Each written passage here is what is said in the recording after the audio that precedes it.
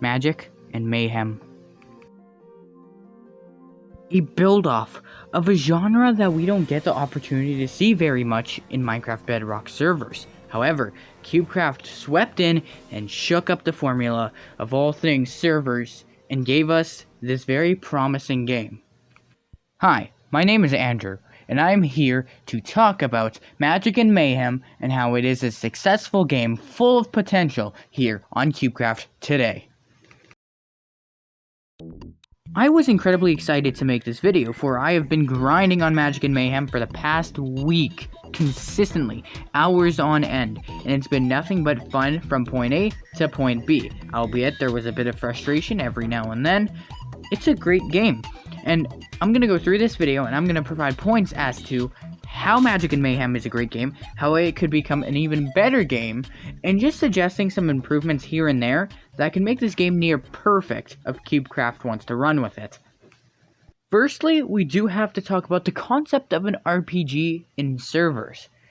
As I mentioned at the beginning of this video, RPGs isn't something that servers has really seen much in the past. So, to really describe Magic and Mayhem in a simple way, it was experimental. It was a risk. Now, a lot of you might be wondering, how is it a risk? Look no further than every server game available in Minecraft. Every single game is very simple in terms of premise, in terms of how in-depth it is, or how much it lacks depth, rather, and it's simple gameplay, whether it's PvP, building competitions, or something along the lines of that. Magic and Mayhem did not follow the formula, and CubeCraft didn't have much to go off of, or really anything, when creating this game. The creation of this RPG was a very bold move on CubeCraft's behalf, but I think it was the right move, which allows me to move on to why I appreciate this RPG so much.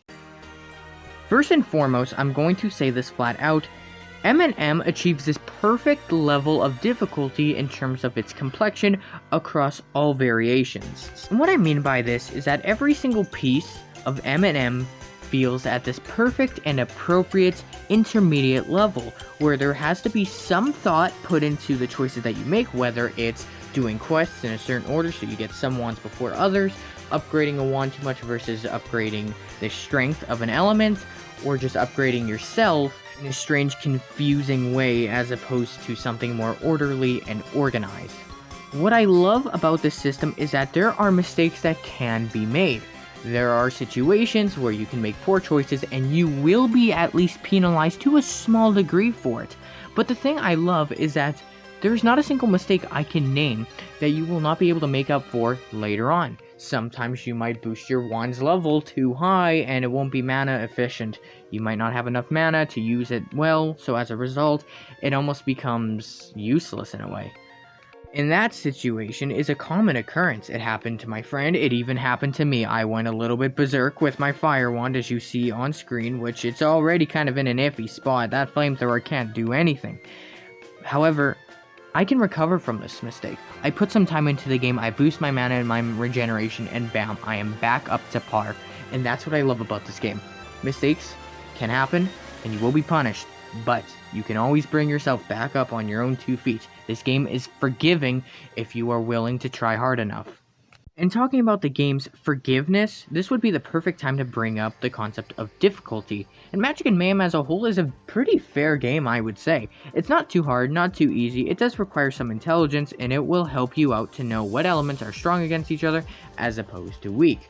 And it's also good to make sure that you can keep an eye out for every warper there is, because getting around efficiently and as fast as possible is something that is crucial in a game like this. From here, I'd like to move on to something more of a front to this game, and that's the quests themselves. Now, there aren't very many mandatory quests, in all honesty. This game is very short if you only do the mandatory quests. However, if you do the side quests to fully complete it, you're still gonna assume it's short, because you can get this RPG done in probably like 4 hours, even less if you have assistance from somebody else who has already played the game, such as Hunter King, as you see on screen, with me being his teacher, in a way. But looking more at quests for themselves, a lot of the quests are mediocre, in all honesty. There's a lot of fetch quests that you have to go on, and there's even a load of backtracking. Now, the efficient movement methods are bank for this game. They make this game tolerable for the amount of transportation you have to use. So that I can look above a little, but it does not change the fact that I am pretty agitated by the amount of fetch quests I have to do. Now, late game, it's a little bit easier to do these fetch quests because you have the luck stat that you need to get all the drops that you require to complete these quests. But at the same time, you know, I don't want to just hold off on a certain type of quest for the entirety of the game until I can actually do it. I kind of wish the side quests progress at the rate that you progress in a way, so it always remained consistent. It was always 1-to-1. Early game, maybe the fetch quest only asks for 5 water essence, but late game, they're asking for 200. The quests themselves, as I said, aren't bad, but they could have been done a little bit better, in all honesty. I'm not going to sugarcoat that. Now, the elements of this game, like both figuratively and literally, are really nice, but the quests themselves, the driving force of this game, is where it kind of dwindles a little bit. I found this game to be pretty frustrating and boring at times throughout my time completing the actual mandatory and side quests, but if and when you are able to do so and make it past the final boss and just experience the end game of it all, it feels like there's still a little bit to do. There's a lot of grinding that you can put into this game, and it feels as satisfying as it did at the start of the game, even when you were buried with a bunch of quests. Now, just a quick note before I end the conversation about quests. Can I get some external rewards for doing shit for you? Like, I give you 64 million fire essence and you give me, like, what, 1 spirit? No. I actually want some rewards, okay? I work my ass off every single day to do shit for you, and I get jack shit from it.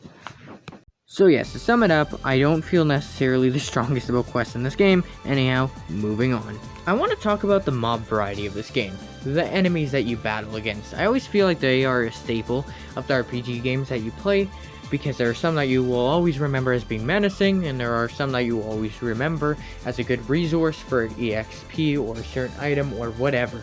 There's always a few enemies in the game that will have that spot in your heart, so I feel as if enemies in general is very important to talk about. And as much as it pains me to say this, Magic and Mayhem kinda lacks in the mob department. I mean, if you want to debate it, you technically have 4 bosses, the Snow Golem, Iron Golem, Wither, and Conjurer, but what about the mobs themselves? You have about the same amount of normal mobs as bosses, and one of those is kind of a forgotten boss. Nobody talks about the Wither like they're a boss, and the Snow Golem and Iron Golem after a while is just a complete joke. The only boss that really poses a threat at any point is the Conjurer. So really, you have one true boss and literally just one mob for every element. So the mob department is extremely lacking in this game. You could attempt to make the argument that there is more mob variety than meets the eye, as there are some mobs that are solely exclusive to the Darklands, but my only rebuttal to that is that they're so brief they don't really matter. They're very easy to forget. You could get through them in literal seconds by the time you're in the Darklands. But to end the conversation of mobs on a higher note, I will admit, of the mobs that we did get, they're all pretty cool in some way. They all have their own unique ability, which is nice. The only mob that I truly have a problem with is, honestly, the Earth Golem. It makes your FPS go from 60 to 0 every time it attacks, especially if there's a whole army of them right in front of you. I kind of wish they gave the Earth Golem a different way to attack, something that did not break your game in half. And speaking of breaking your game, I think that's what we'll move on to next. First and foremost, Magic and Mayhem had a rough launch. I heard from a lot of people that glitches were very prevalent and it kind of screwed up with the game. And admittedly, I find my frame rate dropping out of nowhere with reasons I'll never know sometimes. Only part of the time is it actually something like Earth Golems or Fire Sentries all going after me, but other times my game just breaks spontaneously. I find it to happen a little bit less and less as time goes on, as I know the team is very busy on patching this game up to the fullest extent that they can, so kudos to them for that. But it's good to see that this otherwise semi-glitchy game is making a quick recovery. Now, before I come to my conclusion about this game, I want to talk about one more thing. Your armor and your wands. The customization in this game is absolutely insane. There are rare armors, common armors, not to mention 6 different wands you can obtain, all with their own unique first and second ability. And with combination of the armor that will amplify damage depending on what armor you wear, this allows for a whole slew of playstyles and sets that you can make for yourself. You can wear full heatwave armor with the fire wand, full glacial armor with the frostbark wand. There's so many combinations in this game, and to be honest, I think the only one that fails to meet the mark is the swift wand. But I mean, that's still 5 out of 6 wands that are all worth using in their own way, so not perfect, but certainly respectable.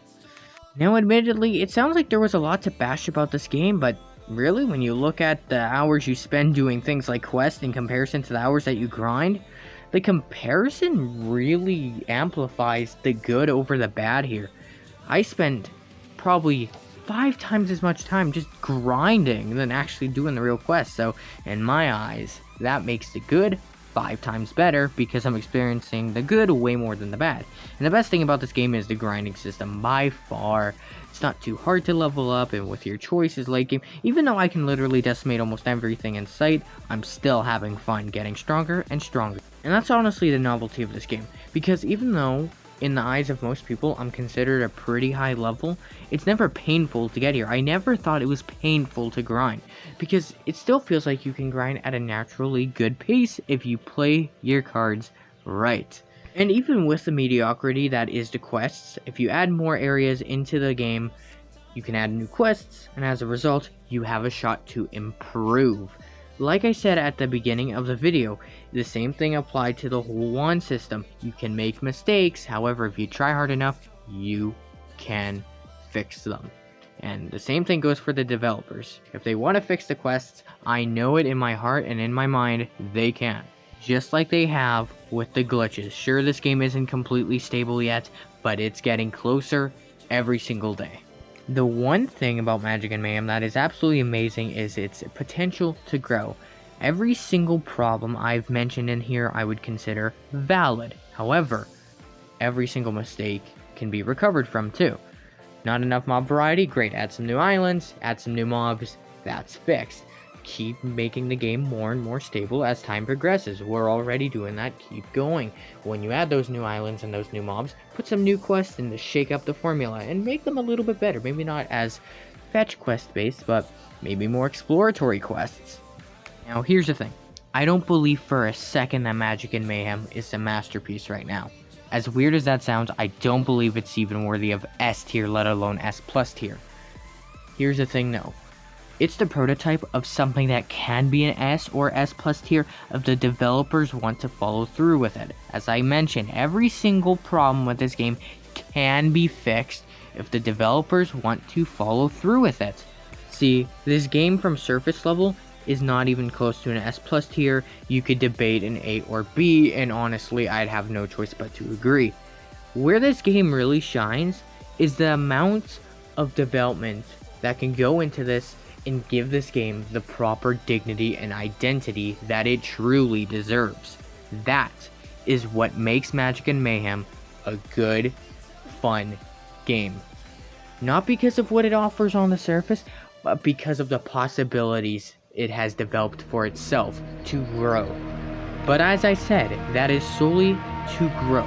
It's an S plus tier in the potential department, but in its current department, I believe that this game sits at a comfortable 8.0 out of 10, or in my tier lists, it just makes an A. It's a good game overall, with some flaws to hold it back from stardom.